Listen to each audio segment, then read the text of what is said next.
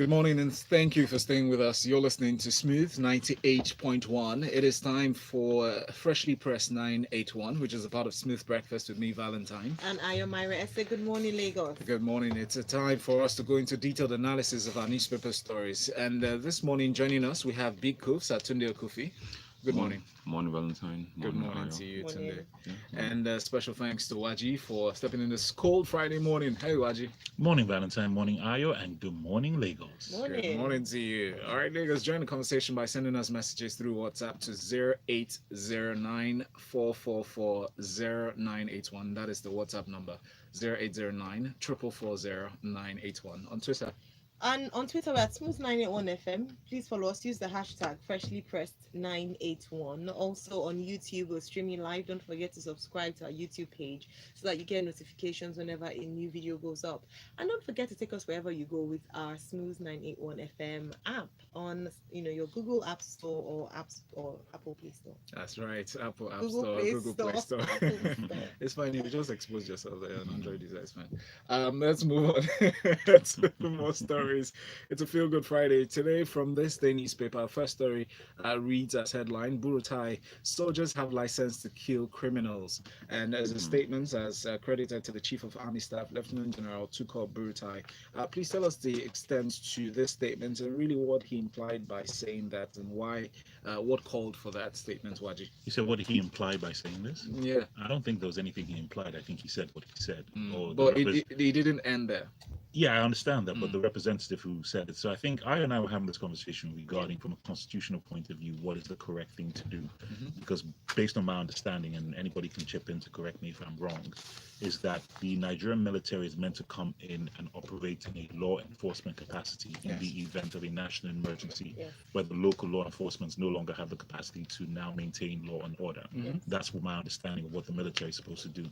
Now, I do not remember or recall this particular region of Katsina where the statement was made with regard to the banditry in that state being under a national emergency. So I'm not sure if the Nigerian army is within the constitutional rights to make such statements. So I think from a legal point of view, that needs to be addressed, and they need to be careful articulating such points because it could get them in legal trouble, especially if these bandits, who happen to be Nigerian citizens, get legal representation and can sue them for violation of their human rights according to our constitution. So I think it's important to look at it from that point of view.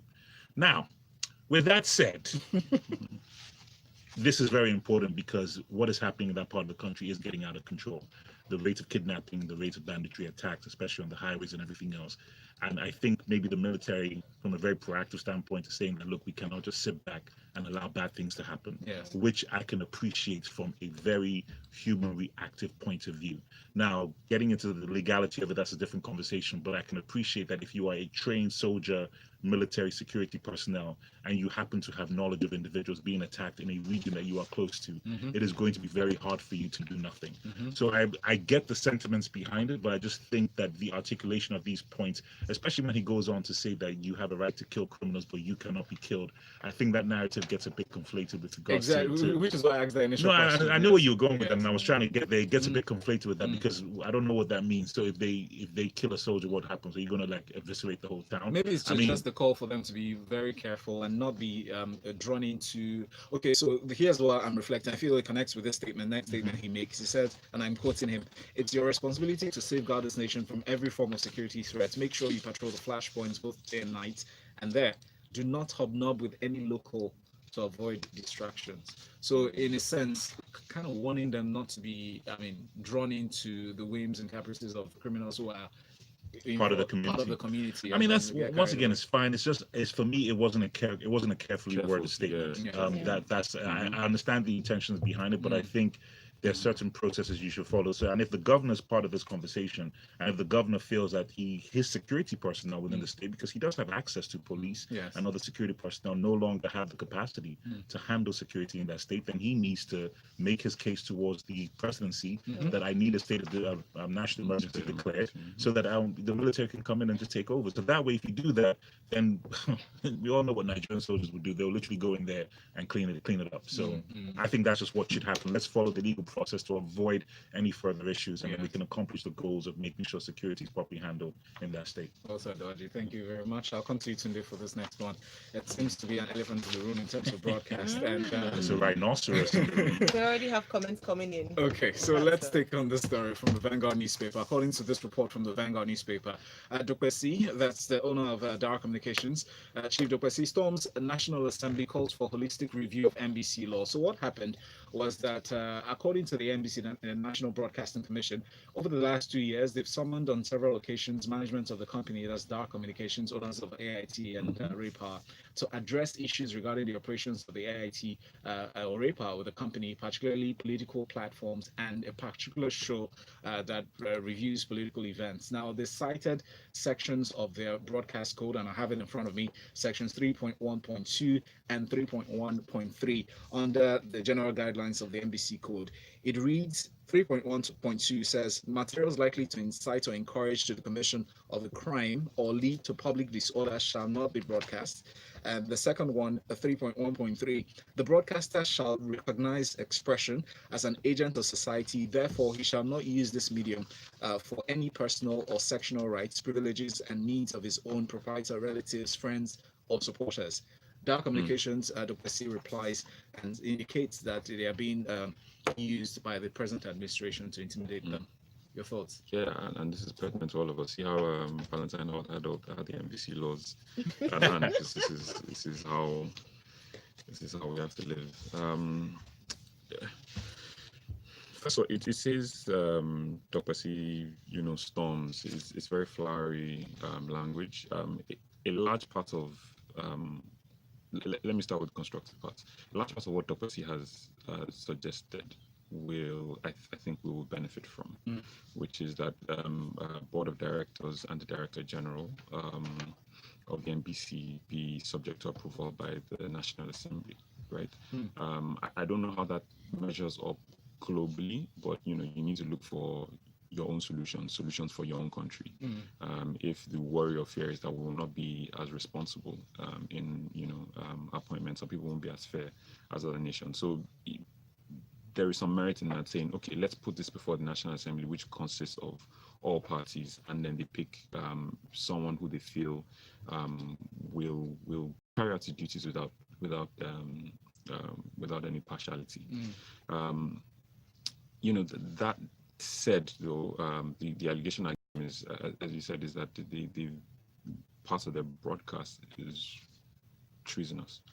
I haven't heard this broadcast. To be honest, I haven't listened to AIT, any of their media outlets, for a long time, for maybe similar reasons that, part of the things that they say and how they go about it isn't, people can have different opinions. Yeah, it's just not my, generally my cup of tea, and especially if you look at, some of the broadcasts that he carried towards, during the last election can be seen as, somewhat partisan as well. Dr. himself is acknowledged to be part of, the political party. So it's very difficult for him to recuse himself, or make himself sound, neutral. Yeah, that's the issue that he faces.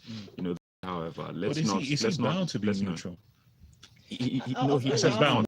I said no. He's not bound to be neutral, but then in the conduct, then he has to stay within the guidelines. You just need to stay within the guidelines. So we're talking about guidelines and also looking at the penalties because there are penalties for breaking the law, breaking the rules or the code of conduct.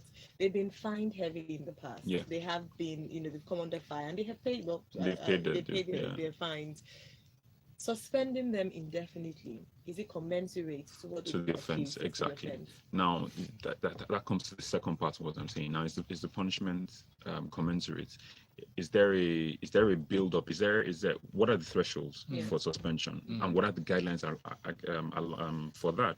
If you say Dara Communications have breached the guidelines, what are the guidelines for suspension as well? So let both sides follow lens. Now, let's put Dr. C aside very importantly, because it's easy to color this occurrence with the person of Dr. C and or what you may feel his political leanings are. But the truth is that he does raise a pertinent case and situation that it would appear that we don't have as free, Mhm. and I'm using the word carefully. Our freedom of speech is not Yeah, that free. it's And not freedom as of the it's not press. as it's not as free as it was, as free Mhm. as it was under certain other dispensations. And there are a couple of examples to that, to be honest. Yeah. So that then he I'm saying don't look at the messenger. The message is important, right? It's the NBC have been deemed to overstep or if they're being excessive, his recommendations are good and accurate, for more balance. We need to be careful. The media is in any democracy, and it's good the lawmakers state this. They are the fourth estate. They're integral. You need a free and fair media for the survival of any democracy, to be honest. Exactly. So And what happens in the rest of the world, instead of going after one media house, is that all governments have their own official mouthpieces. America's got VOA. If someone puts one thing, I'll put your own out. BBC. Triggered. The British have the BBC. but also learning words to what Dr. is really clear, asking that the National Assembly should look into a holistic Amendments to the laws. To the laws that exist, because some of these laws were drawn up many years ago, but times are They changing. have called for a review of the National Broadcasting Code, Commission code. They tried to do that, I think, under the previous DG, but I don't know the outcome of that. They said they were looking at it. Yeah, Yeah, when absolutely. I attended the last conference, the DG, the Director General, actually mentioned it, that they were reviewing it. They're about to release a new broadcasting code. Absolutely, you should say. Let's not look at the messenger, regardless of your leanings. It's very valid, because a lot of these things are open interpretation. Yeah. If the DG of the NBC at the time, of the government, they find it embarrassing, then it suddenly breaches guidelines. It needs to be updated. All right, we have messages here. This one is, oh boy. Okay, yeah. So this one is from Bengals. It says, "I sincerely commend the NBC for living up to its regulatory responsibilities by suspending dark communications." He said they've been reckless in the broadcast. I used to be an avid listener. No freedom of speech is absolute. Expression of one's freedom must be carried out with responsibility. And we have this other message that was sent earlier regarding the issue of the military, of the statement of military and human rights. Ozzy said, the Waji said, military guy told us in traffic on Monday, 3rd of June 2019, that we should get it in our heads now that we have no rights in this country. He was flogging someone. I would have recorded, but I would have been flogged too. So instead, I stood in front of the guy who was flogging and begged him to stop. This was at 8 a.m. in the morning. Actually, it's not funny. No, wait, I'm laughing because of what he said, and let me just respond to his point.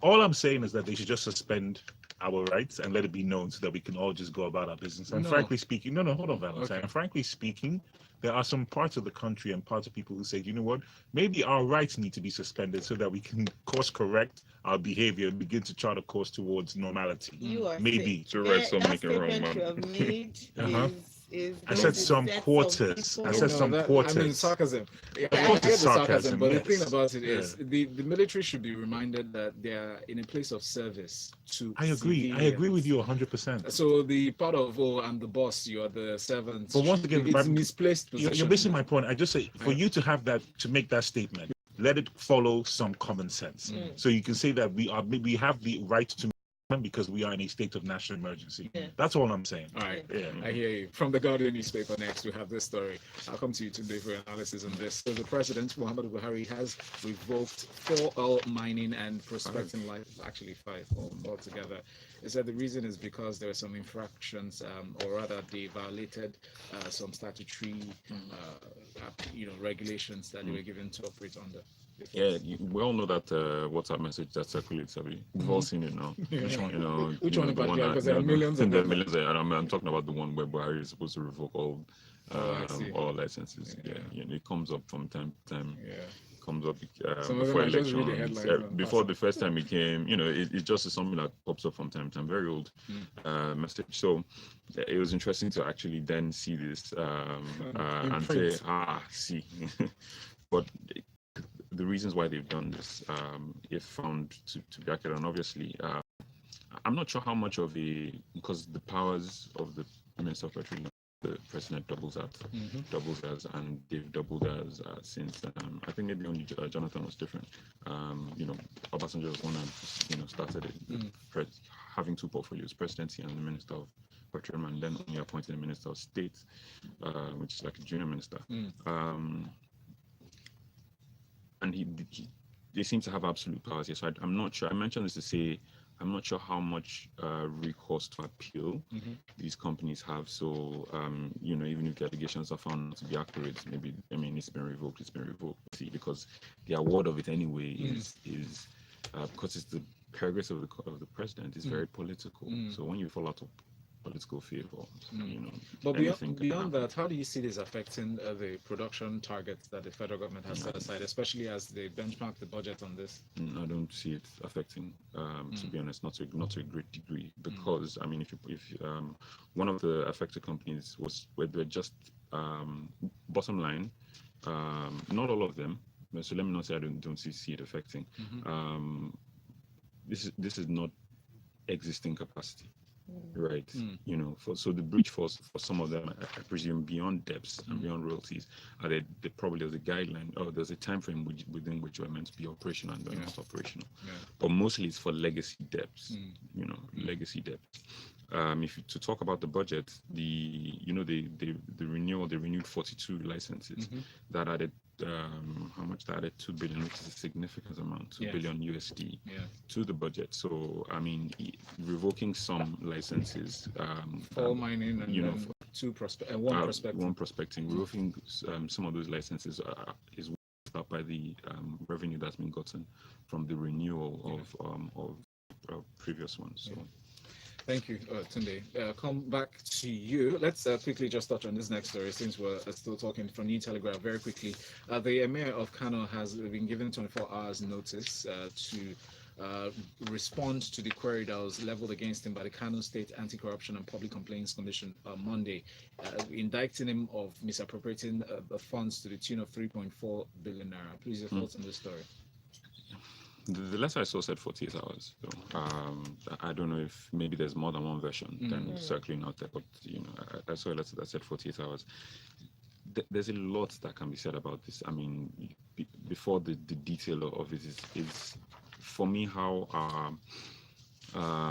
traditional institutions have been maybe subverted is the best way to describe it. Now, and as the military guys that started during the military era, traditional rulers are now they're made subject to political rulers. These are institutions. These two institutions should be separate. To be honest, I know. Look at if you look at the example of the UK, over years of, should I say, maybe normalization or evolution, get to a place where their traditional ruler, the Queen, is only ceremonial, but it still is the head of state, and takes leading from the political class and what the political leadership says. However, there is no, you can't look at that relationship and say the monarchy is subject to the political class.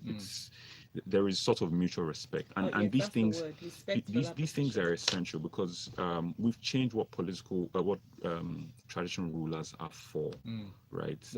It's cultural. Let's even look at it from the you can look at them as the custodians of culture, which then drives tourism and interest in your culture, right? You can see how much other countries and other nations make from their, the fact that they, still maintain their traditional rulers and the traditions. But here it's been, in a sense, it's been subverted, and this is playing out in plain sight. There is a dispute between the Emir of Kano and the governor over alleged, we all know the story now, the dollars, Ganduje dollar. And that's just played out in the most embarrassing of ways. The governor disrupted it, the urban traditional, celebration. something The that's run setup. for 105 years. Yeah.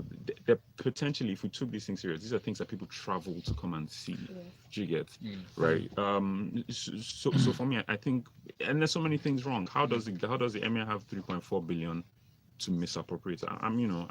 It's strange to me.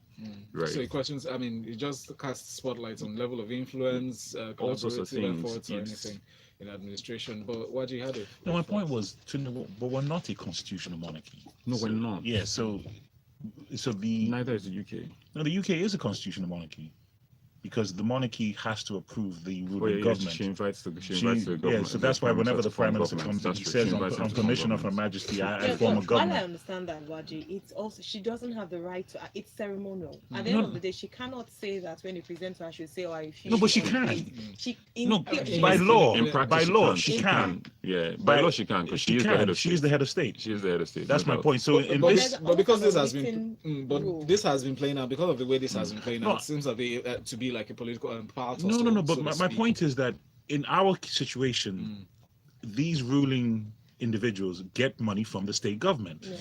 and if I was going to leave that to there's one more story that's yeah, coming up. so around this. that's the why issue. it's that's the Right. issue. Yeah. Talking Okay. about one more story, we have a few stories to get through in about 7 minutes. I'll take two stories because they're quite related. They talk about children and protection of the child. Experts demand prosecution of syndicates that use kids to beg, from the Vanguard, and we have this one from the Vanguard. NAPTIP, that's the National Agency for Prohibition of Trafficking in Persons, seals 2 brothels in Calabar over underage prostitutes. Waji, I'll come to you for this. Yes. Gosh, these ones are very personal for me, especially when I see the parents of these children on the side just waiting for these kids to bring money. These kids are running on the streets, running through cars, causing havoc and putting themselves in absolute danger, subjecting themselves to all kind of weather and just situations just to beg for money. So beyond just the rules and the laws to get them off the road, there needs to be a communication with the parents. That's where the actual root cause of it is, because the parents pull these kids out of school because they're having financial challenges, economical challenges, and in their minds, my kids can elucidate the kind of emotions that we will get from people to now donate money, and that's a quick revenue source. That's just the way that they see it. So it's almost become culturally embedded in the way that they see the world, which is why they continue to do these things. So unless there's a heavy amount of education for the parents to understand the effects that these things are having on their children over a long period of time, psychological and emotional abuse, they will continue to do it. You can get them off the road, they'll come back a week later, or they'll just move to somewhere else where there's less regulation or less government looking around those things. So we need to figure out how to now get back to the root cause. I've talked about how there is a war in education in this country, and as a result of that, these are the ensuing factors that now come out of it. So we need to get back to the actual root cause of really educating parents and getting them to understand that no matter what situation you are, your children are not only your most precious possessions, but they're also the future of this country. And when you subject them to these things, you're just ruining both.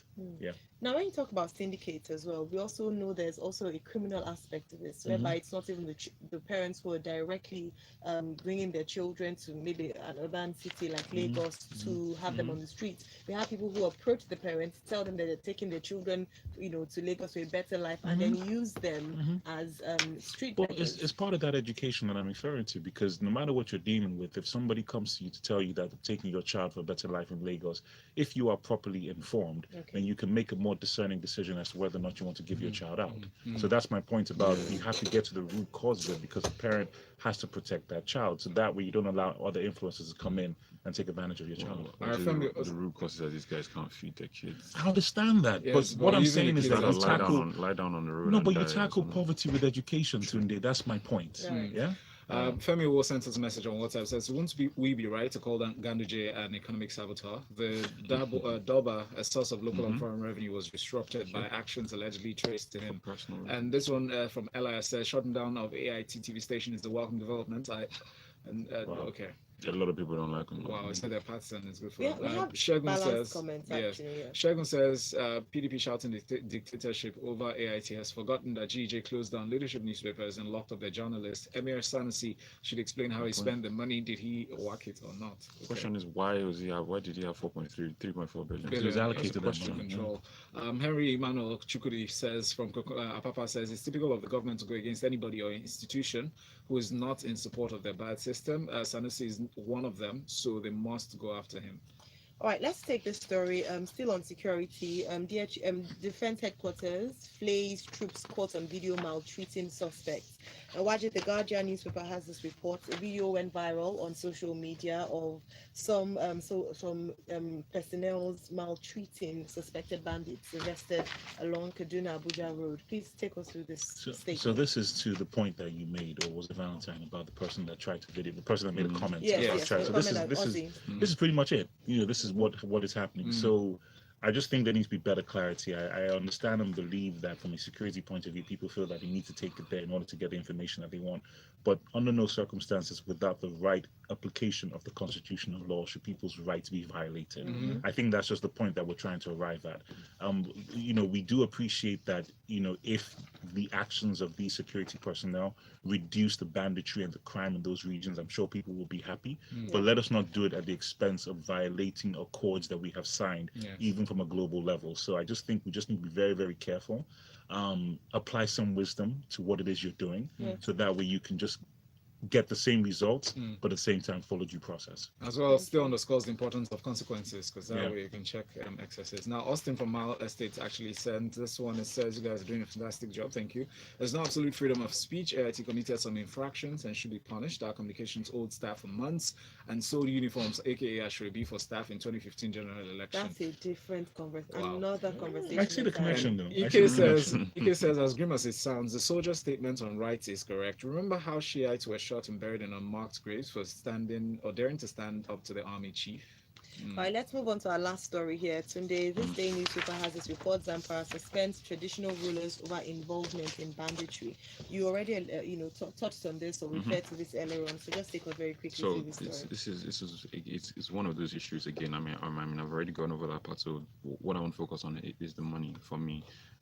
Traditional rulers have become puppets of the government. The puppets, they're put in place to toe the official line, and this is because they get paid.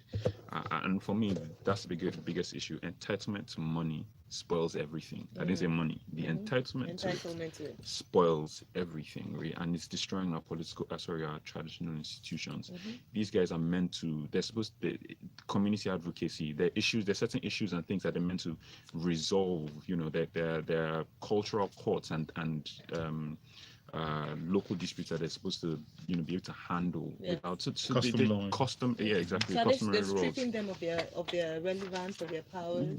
I think there's so I think they're stripping themselves, or they've stripped the institution, because it's now about money. If they didn't give these guys money, but where will money come from for them? It's supposed to come from the state. It should come from. It shouldn't even come from the state government in a sense, right?